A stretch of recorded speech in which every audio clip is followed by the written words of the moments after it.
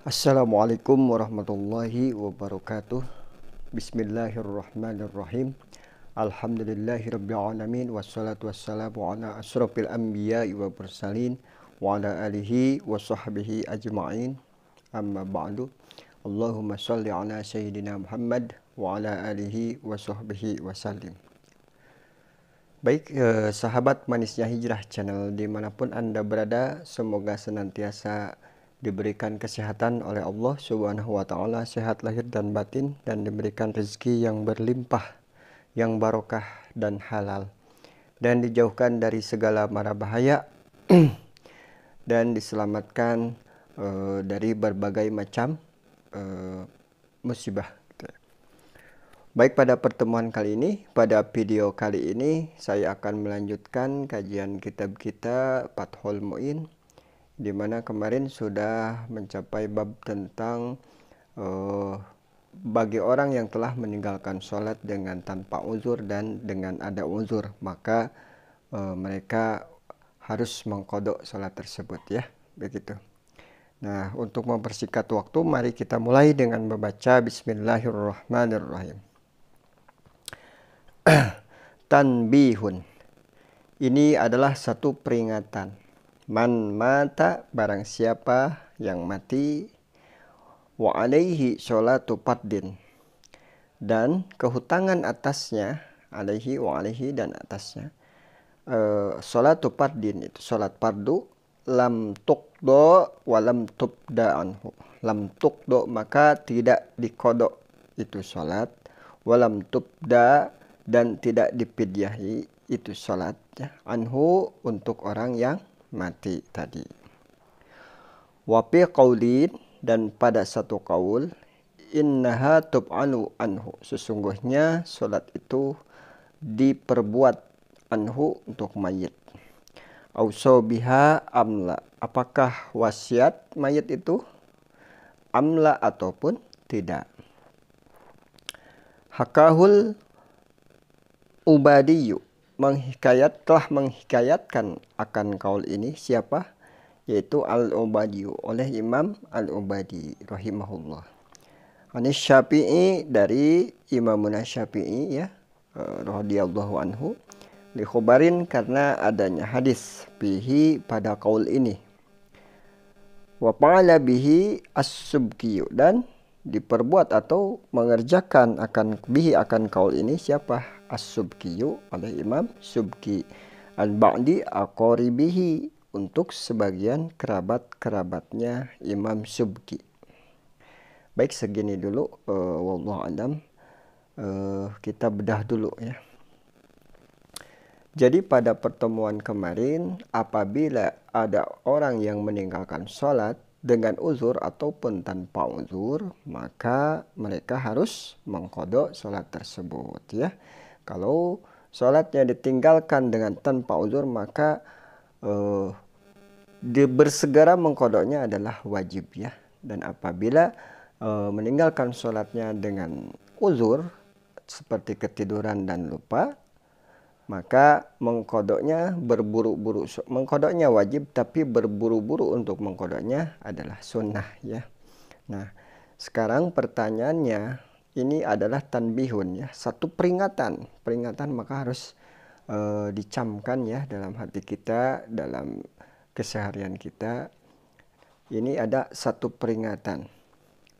Pertanyaannya, bagaimana kalau orang yang meninggalkan sholatnya itu sudah meninggal atau mati, gitu, ya. Maka apakah sholatnya itu harus diqadha ataukah dipidyah? Nah, di sini Syekh Jainuddin Al-Maribari musannif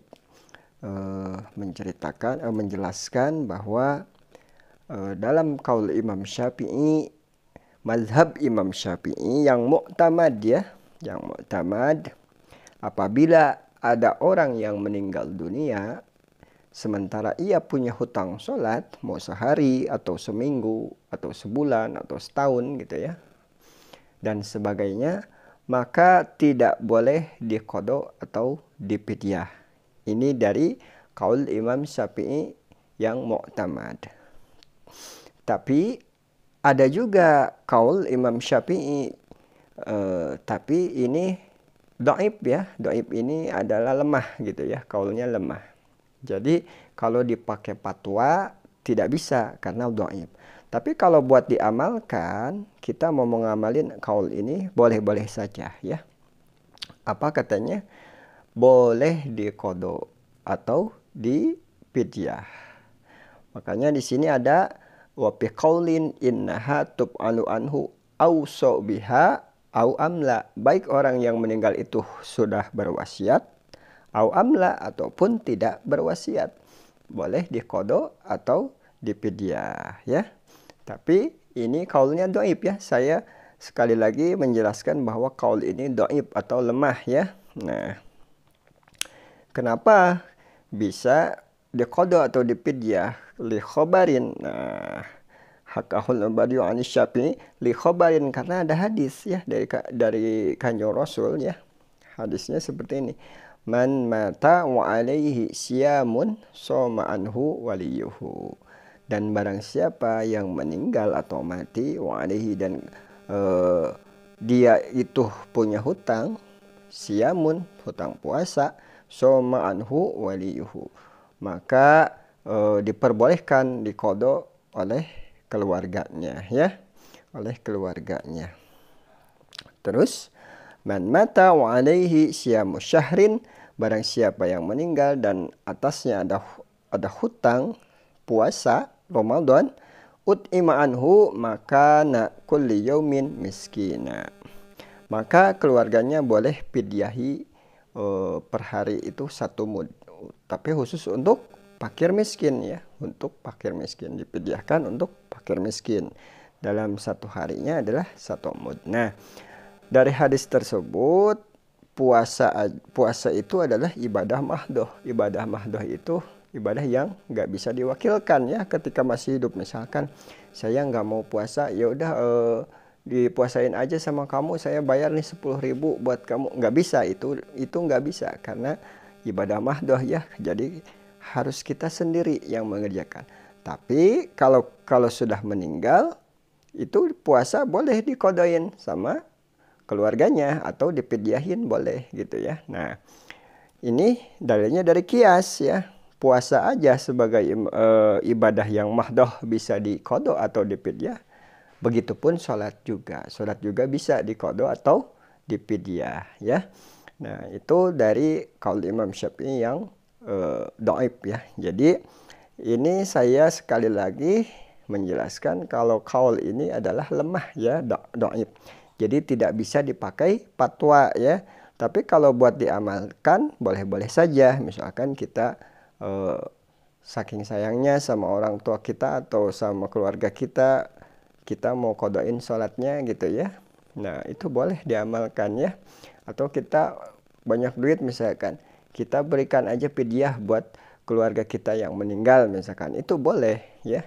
Karena kalau buat diamalkan boleh-boleh saja. Kenapa? Karena ada hikayat ya, hakahul ubadiyu, menghikayatkan akan kaul ini siapa? Imam Ubadi. Imam Ubadi itu salah satu pembesar mazhab Imam Syafi'i juga ya. Bahkan Imam Subki, Imam Ubadi, terus Imam Al-Baghawi juga sama para pembesar mazhab Imam Syafi'i. Mereka mengerjakan juga ya. Nah, Imam Subki mengerjakan wa fa'ala bihi as-Subkiyu an ba'di aqaribihi. Imam Subki telah mengqadha sholat-sholat yang telah ditinggalkan oleh keluarganya ya, an aqaribihi. Jadi Imam Subki aja ngerjain gitu ya. Nah, kalau kita mau ittiba ya, itu bisa di pendapat ini bisa dikerjakan oleh kita gitu ya. Toh Imam Subki juga mengqadha sholat-sholat yang ditinggalkan oleh keluarganya. Imam Subki yang sudah tidak diragukan lagi dari segi keilmuannya, dari segi dari segi keilmuan, dari segi kesolehannya gitu ya. Nah, kita bisa ngikut ittiba ke sini gitu ya. Nah, perbedaannya begitu ya.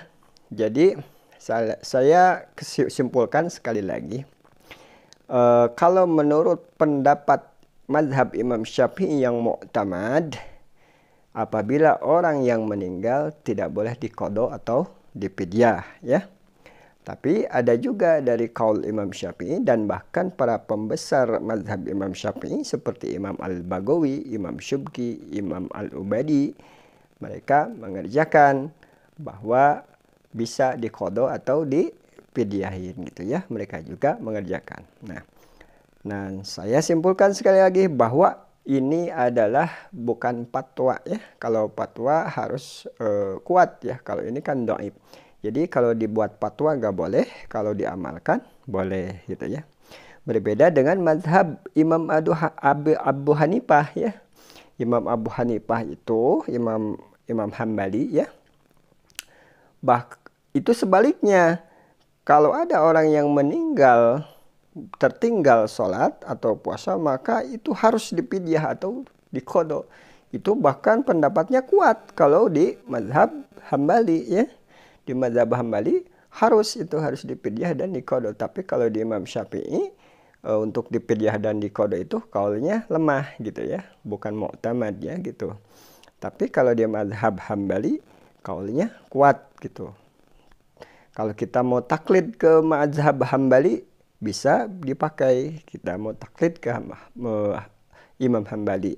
Cuman hati-hati di mazhab Hambali itu sholat witir wajib gitu ya. Jadi kalau mau dipidyahin nggak bisa 1 hari 1 malam itu 5 waktu. Jadi harus 6 waktu ditambah witir 1 gitu ya. Subuh, zuhur, asar, maghrib, isya sama witir gitu. Kalau di Syafi'i kan witir sunnah ya, sunnah. Tapi kalau di Hambali witir itu sudah termasuk wajib gitu. Nah, jadi kurang lebihnya seperti itu ya. Saya simpulkan sekali lagi, kalau dibuat fatwa bagi orang yang meninggalkan sholat dan sudah meninggal, tidak bisa diqadha atau dipidyah. Tapi kalau buat diamalkan, ada kaul pendapat mazhab Syafi'i, cuman dhaif ya atau lemah ya, diamalkan boleh gitu ya. Nah, berbeda dengan Imam Hambali. Kalau di Imam Hambali itu bahkan harus gitu ya dipidyah atau diqadha. Nah, kurang lebihnya seperti itu. Apabila ada kata saya salah penerangan, itu murni kebodohan saya. Dan apabila penerangannya benar, itu ilmu hakikatnya dari Allah Subhanahu wa Ta'ala sebagai petunjuk bagi kita semua ya. Nah, kurang lebihnya mohon maaf dan terima kasih yang sudah mendengarkan. Wabillahi taufiq wal hidayah wal inayah. Wassalamualaikum warahmatullahi wabarakatuh.